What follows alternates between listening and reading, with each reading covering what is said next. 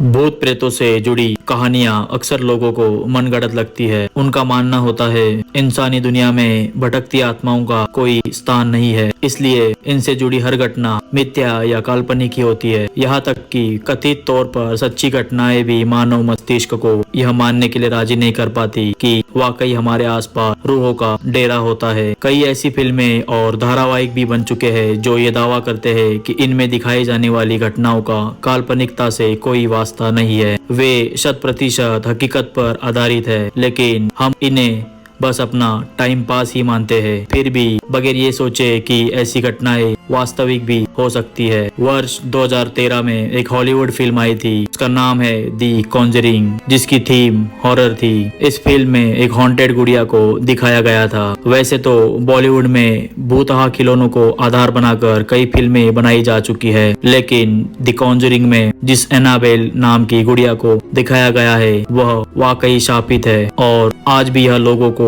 डराने का काम कर रही है। यकीन मानिए, एनाबेल काल्पनिक नहीं बल्कि वास्तविक रूप से भूतहा गुड़िया है। दी कॉन्जरिंग फिल्म 3 दोस्तों की कहानी है जिन्हें एक भूतहा गुड़िया बहुत परेशान करती है। उनकी परेशानी को हल करने के लिए पैरानॉर्मल इन्वेस्टिगेटर एड और लॉरेन आते हैं, जो किसी तरह इस डॉल को अपने नियंत्रण में लेकर अपने पास सुरक्षित रखते हैं। आपको पता है ये कहानी पूरी तरह सच है और आज भी यह गुड़िया एनाबेल वॉरेन के ऑकलैंड म्यूजियम में मौजूद है। यह सब तो ठीक है, लेकिन जिस शोकेस में यह गुड़िया बंद है उस शोकेस के बाहर चेतावनी के तौर पर यह लिखा भी है कि इसे ना खोले। बहुत ही कम लोग इस बात को जानते हैं कि एनाबेल आई कहां से और क्या है इसके शापित होने की कहानी। चलिए उठाते हैं शापित गुड़िया एनाबेल के राज से पर्दा। एनाबेल की कहानी की शुरुआत वर्ष 1970 से होती है, जब डोना को उसकी माँ ने जन्मदिन पर यह गुड़िया गिफ्ट की थी। डोना नर्सिंग की पढ़ाई कर रही थी और अपनी एक फ्रेंड के साथ रहती थी।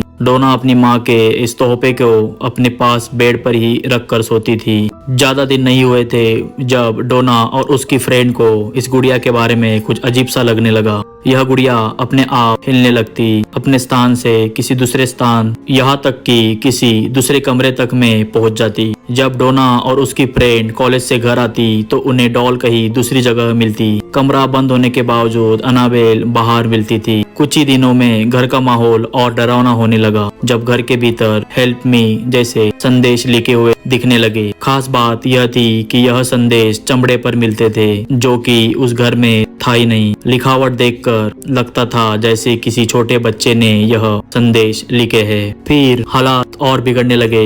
एक रात डोना ने देखा कि एनाबेल की पीठ और सीने पर खून के धब्बे थे। अब आखिरकार दोनों लड़कियां यह निर्णय ले ही लेती है कि उन्हें किसी की सहायता की जरूरत है। डोना एक ऐसी शख्स को बुलाती है जो तथाकथित तौर पर आत्माओं से बात कर सकता है। जब वह गुड़िया से बात करने लगा तो उसने बताया कि उस गुड़िया के अंदर एक बच्ची एनाबेल की आत्मा है जो पहले इसी घर में रहती थी। 7 साल की उम्र में उसकी मृत्यु हुई थी, पर अब वह डोना के साथ ही रहना चाहती है। डोना को लगा बच्ची की आत्मा तो उन्हें कुछ नहीं करेगी, इसलिए उन्होंने एनाबेल को अपने पास ही रखा। लेकिन यह उनकी बहुत बड़ी गलती साबित हुई, क्योंकि उस गुड़िया में किसी बच्ची की नहीं बल्कि शैतानी आत्मा का वास था। डोना और उसके दोस्त के अलावा उस घर में लू नाम का एक लड़का भी रहता था, जिसे एनाबेल बिल्कुल पसंद नहीं करती थी। लू कई बार डोना को यह चेतावनी दे चुका था कि इस डॉल में शैतानी आत्मा है, लेकिन कोई उसकी बात पर विश्वास नहीं करता था। एक दिन सुबह लू ने बताया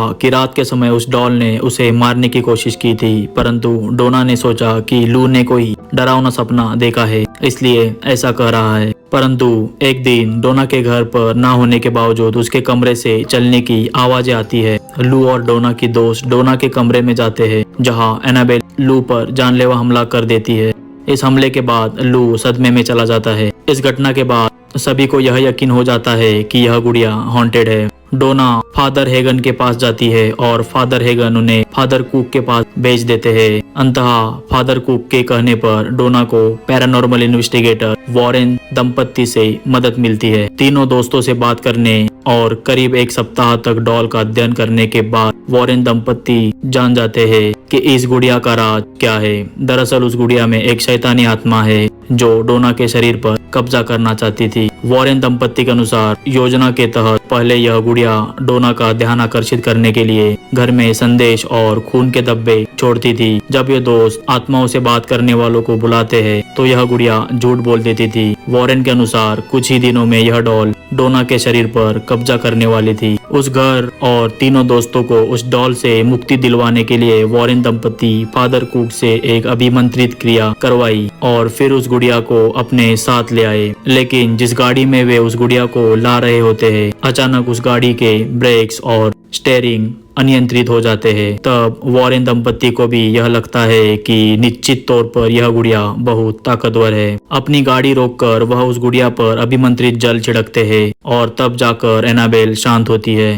फादर जैसन एक अभिमंत्रित बॉक्स बनवाकर उस डॉल को उसमें बंद कर वॉरेन दंपत्ति के घर मौजूद म्यूजियम में रख देते हैं और तब से अब तक यह डॉल इसी म्यूजियम में रखी हुई है। परंतु बॉक्स में रहते हुए भी एनाबेल एक शख्स को मौत के घाट उतार चुकी है।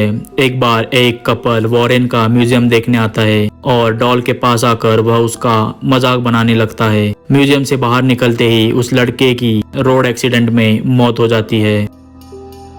कहिए अब इस एनाबेल के विषय में क्या कहेंगे आप? आत्माएं होती है या नहीं? ऐसे रहस्यमय घटनाओं और जगहों के बारे में जानने के लिए चैनल को सब्सक्राइब करके बेल बटन को जरूर ऑन करें। धन्यवाद।